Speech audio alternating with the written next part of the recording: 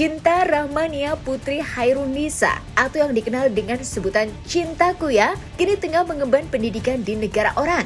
Cinta yang mengawali karirnya sebagai presenter dan pesulap cilik kini telah bertumbuh dewasa untuk mengejar segala mimpinya. Beberapa bulan lalu, Cinta meninggalkan Indonesia untuk studinya di negeri Paman Sam tersebut.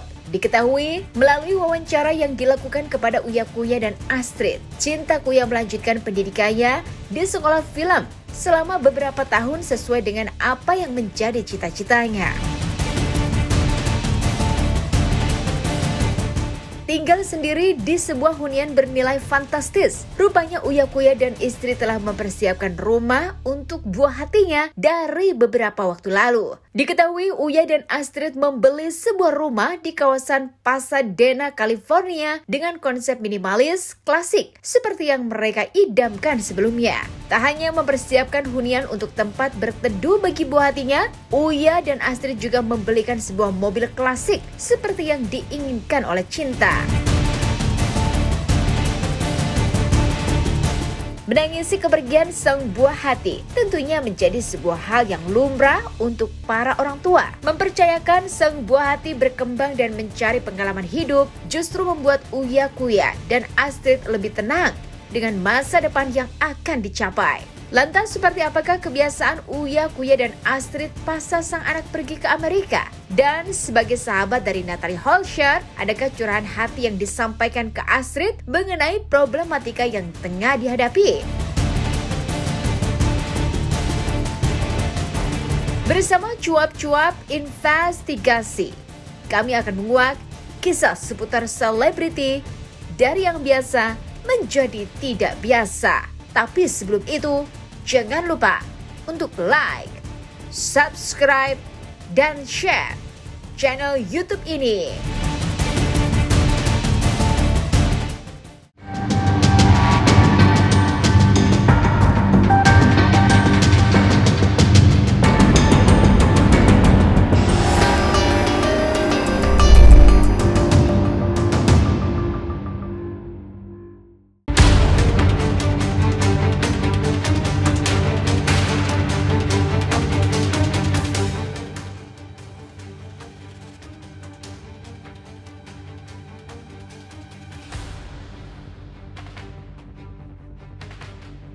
Memiliki anak yang sudah beranjak dewasa, tentunya Uya Kuya dan Astrid sudah mempersiapkan bekal masa depan buah hatinya. Meski berat melepas kepergian anak sulungnya, namun hal tersebut haruslah dilakukan demi cita-cita sang buah hati. Menambahkan untuk bekerja dalam sebuah produksi film Hollywood, Cinta Kuya mantap untuk menimba pendidikannya di negeri Paman Sam. Ketakutan tentu banyak dirasakan oleh orang tua, namun hal tersebut tentunya tidak boleh menjadi penghalang untuk kemajuan anak perempuan semata wayangnya tersebut. Lantas siapkah Uya Kuya dan Astrid jika nantinya Cinta memutuskan untuk menjadi warga negara asing? Dan bagaimanakah pandangan Uya Kuya dan Astrid jika nanti sang buah hati memutuskan untuk menjalin kasih dengan orang bule yang berbeda kultur dengannya? Jujur berat banget karena kan memang kita kan selalu bareng-bareng. Dan itu kan Uya Kuya itu selalu berempat, selalu bawa anak, selalu bersama. Nah, Cinta ke sana berat, tapi ya memang harus dilalui karena kan memang cita-citanya Cinta. Dia pengen bener-bener pengen kerja di sana, sekolah di sana. Ya, jurusannya kan juga jurusan film ya, jadi dia pengen kerja di Hollywood, pengen jadi apa ya, kerja jadi pekerja industri film di Hollywood. Dan kemarin dia udah coba buat juga di Amerika sama Nino film pendek sendiri, Cinta yang sutradarai, Cinta yang nulis skripnya, Cinta yang main, Nino yang main. Castingnya juga orang-orangnya nggak di casting, jadi ketemu orang di jalan ditawarin mau main film nggak gitu. Terus di casting di tempat diajarin langsung syuting. Dan filmnya kayaknya judulnya Lost in America. Jadi hilang di Amerika, tapi nggak tahu dia mau tayang di mana, mau di YouTube, mau tayang apa nggak tayang nggak tahu. Cuman dia udah menunjukkan project pertamanya gitu, jadi bikin film pendek sendiri. Warga negara tetap Indonesia lah. Ya. Kita belum nyampe ke sana, karena kan memang ini kan kita fokus dalam hal sekolah, kerjaannya dia. Kalau untuk warga negara kan belum. Ya paling kalau kerja sana kan paling green card ya, jadi boleh bisa bolak-balik jadi hybrid aja jadi dan gue juga bilang sama Cinta ini sih, nanti kalau lulus jangan langsung pulang Indonesia, kerja di sana. Jadi kan cari pengalaman dulu. Kalau dia jurusannya film, nanti kerja di Hollywood dulu yang lama, cari pengalaman, baru balik Indonesia, baru kita memajukan film Indonesia. Jadi jangan langsung balik sini juga, nanti ilmunya ada. Sebetulnya sih itu yang gue takutin anak-anak kuliah di luar negeri gitu ya. Anak-anak dapat jodohnya bukan orang Indonesia, karena gue pengen orang Indonesia, cuman ya kita kan nggak bisa ngekang anak ya. Cuman yang penting seagama lah gitu. Ya, yang penting jodohnya aja. Kalau memang dari dulu aku selalu bilang sama anak-anak, orang mana yang penting jangan alien. Yang penting jodohnya orang baik. Ya. Terus harus lihat contoh kayak mama papa, kita setara gitu loh. Nggak ada yang lo paling rendah atau lo yang tinggi, nggak, kita harus setara. Terus menghargai kayak gitu aja sih. Dia udah lihat nih bukan mama papanya aja, dia harus bisa kayak gitu. Memang harus jodohnya orang bule, tapi bisa menghargai dia, mencintai dia. Sebenarnya seagama seiman lah. Nah, itu dia seagama.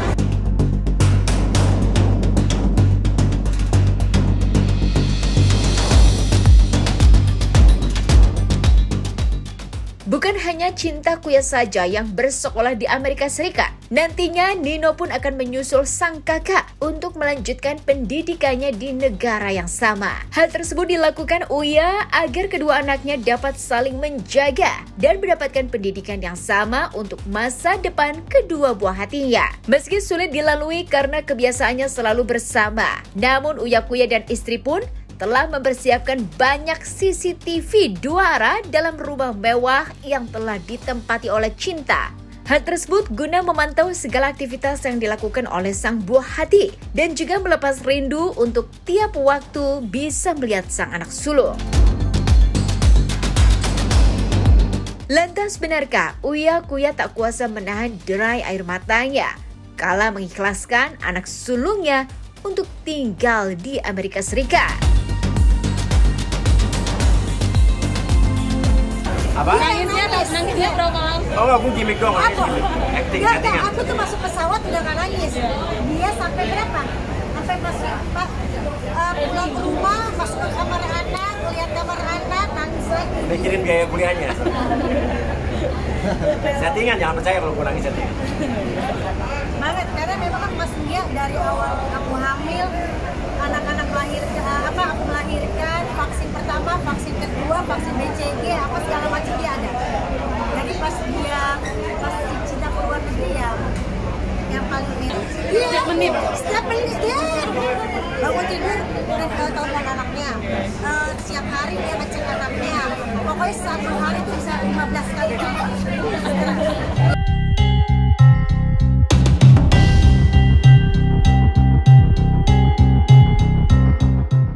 Meninggalkan sesuatu untuk menggapai sebuah mimpi, tentu banyak pertimbangan yang harus dipikirkan dengan matang.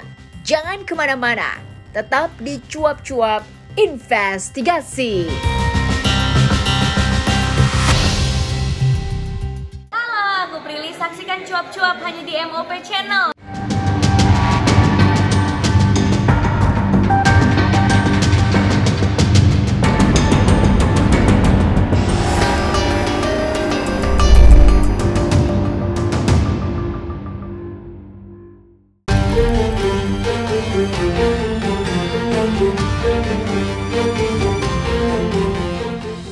Selain mempercayakan sepenuhnya kepada sang buah hati, rupanya penilaian Uya Kuya dan Astrid terhadap Cinta Kuya sudah cukup matang. Melihat sang anak sudah cukup dewasa dan bijak dalam menjalani segala sesuatunya, tentu hal tersebut menjadi nilai tambah ketika ragu kembali datang. Meski harus berkomunikasi dengan durasi yang sangat rapat, namun sebagai orang tua, pasti selalu dilanda rindu jika sang anak tak ada di depan mata. Lantas adakah ketakutan yang dirasakan oleh Uya Kuya dan Astrid terhadap pergaulan yang ada di sana? Dan benarkah Uya sempat menolak ketika Cinta meminta sebuah mobil klasik untuk kendaraannya selama di Amerika? Kenapa gue mengizinkan anak gue masih kuliah? Karena dia udah cukup dewasa. Cinta di mana sayang? Video call dong.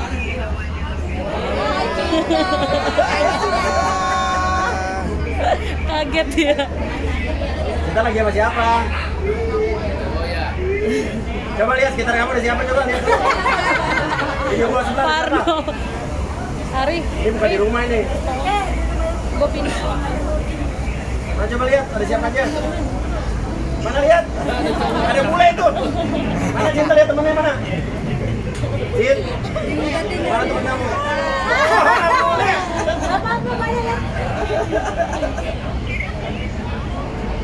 Cint, ada tuh Cint.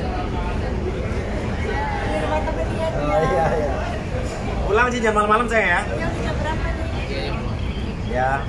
Bye, love you. Tuh, bye-bye. Bye-bye, Cinta.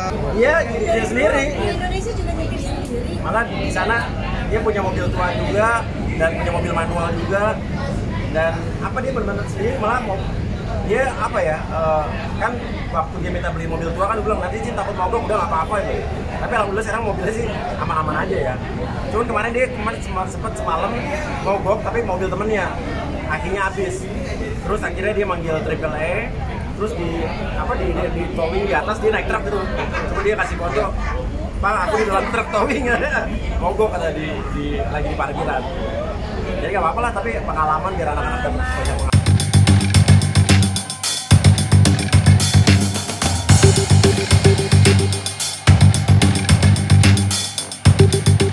Terbiasa hidup dengan kemewahan dan segalanya serba ada, tentu bukan hal yang tak mungkin bagi Cinta untuk menunjuk apapun yang ia inginkan. Melanjutkan pendidikan ke negeri Paman Sam juga hal yang wajar, melihat keadaan ekonomi kedua orang tuanya yang berkecukupan. Tak tinggal di sebuah apartemen, namun langsung membelikan rumah di bilangan California, tentu bukan hal yang sulit bagi keluarga Uya Kuya untuk memberikan kenyamanan untuk buah hatinya. Dengan semuanya yang serba berkecukupan, benarkah ada rasa khawatir yang dirasakan Cinta Kuya ketika mulai untuk membelanjakan uang saku yang diberikan oleh orang tuanya?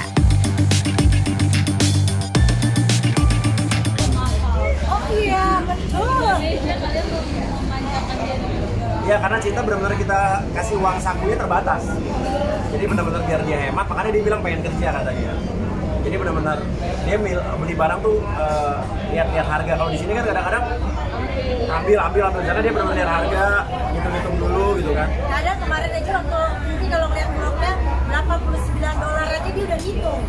Berarti berapa jutaan ya? Iya. Kalau di Indonesia dia udah nggak mikir kayak begitu. Udah beli kan karena di sana nggak ada mama papanya dan kita kejatahin. Ini cuma segini loh buat kamu makan, buat kamu ini. Jadi dia benar-benar $89 aja dia telepon, Mah, aku habisin uang $89. Is it worth it?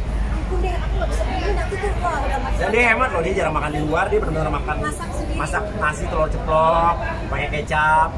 Terus dia kan tetap suka nasi, jadi dia ke restoran ke supermarket Asia, jadi beli beras, jadi ada rice cooker di sana. Malah kadang ini menghematnya dia suka telepon temenku, Tante aku nggak ada nasi. Ya. Temen gue langsung ngirimin nasi, ini nasi Cinta sama lauknya, itu lumayan katanya.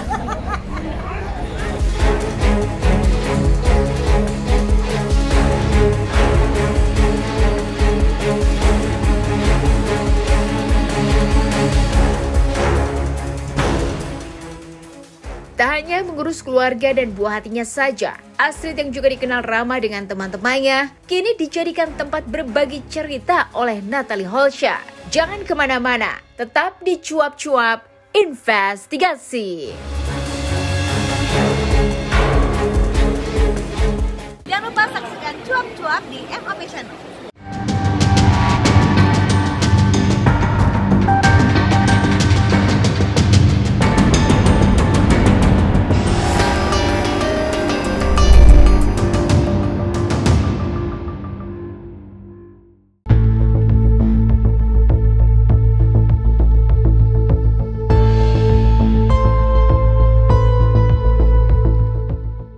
Kerap membuat konten prank hingga sebuah podcast hipnotis, Uya Kuya dan istri diketahui seringkali menciptakan sebuah skenario untuk channel YouTube-nya. Meski demikian, diketahui bahwa hubungan pasangan ini dengan para narasumbernya kerap terlihat harmonis dan sering diisukan hanya settingan belaka.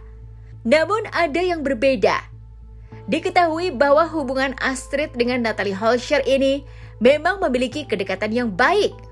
Janda dari Sule ini kerap membagikan kisahnya kepada Astrid untuk dijadikan teman bertukar pikiran.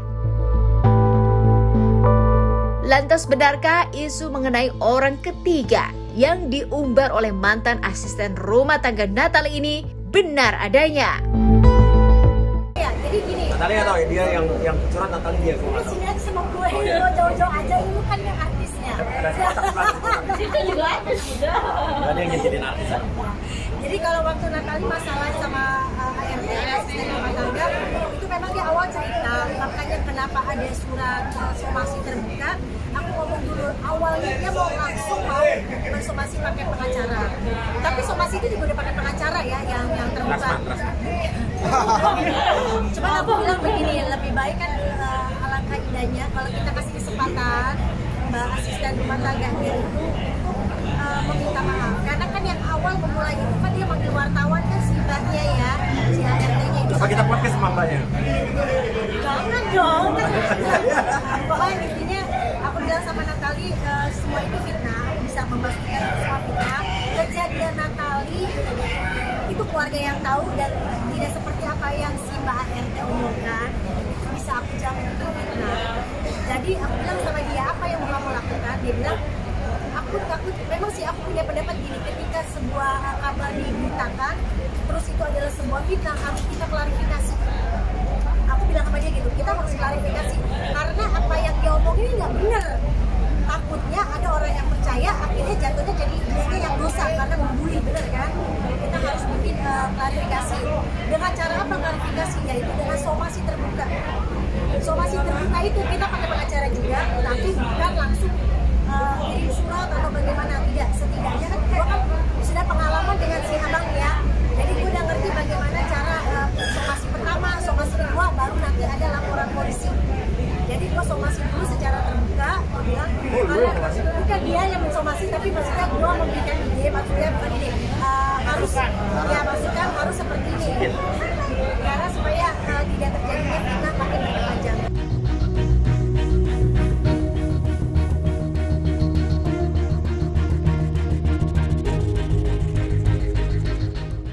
Segala macam hal yang mengganggu hati Natalie kerap diceritakan kepada istri Uya Kuya ini. Termasuk sebuah somasi yang dilayangkan Natalie kepada mantan ART-nya tersebut yang diposting melalui akun Instagram pribadi miliknya. Hal tersebut merupakan masukan dari Astrid untuk mengambil langkah tegas atas dugaan fitnah yang dilakukan oleh sang mantan ART. Tak langsung melaporkan ke pihak yang berwajib, Natalie rupanya masih memiliki hati nurani untuk memaafkan mantan pekerjanya tersebut. Namun tentunya hal tersebut harus melewati beberapa syarat. Lantas, adakah kekhawatiran yang dirasakan Astrid Kuya dengan pekerjaan yang dijalani oleh Natalie? Dan adakah selentingan kabar mengenai calon pendamping untuk Natalie Holscher?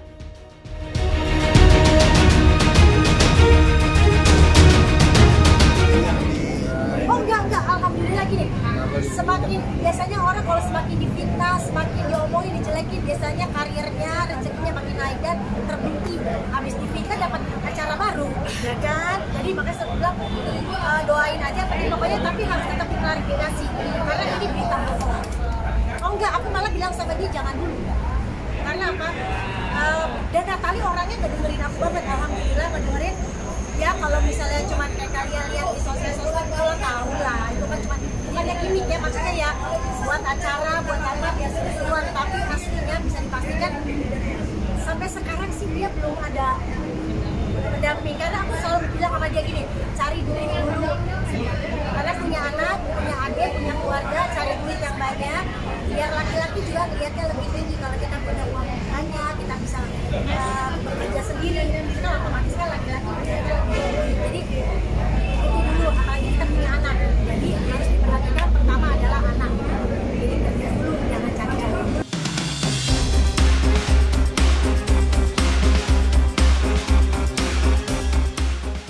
Tak masalah jika rasa sakit yang dialami saat ini harus membuatmu menahan segala kerinduan. Namun percayalah bahwa penderitaan dan rasa sakit itu dapat membawamu untuk mencapai keberhasilan yang lebih besar. Itulah cuap-cuap investigasi sore hari ini.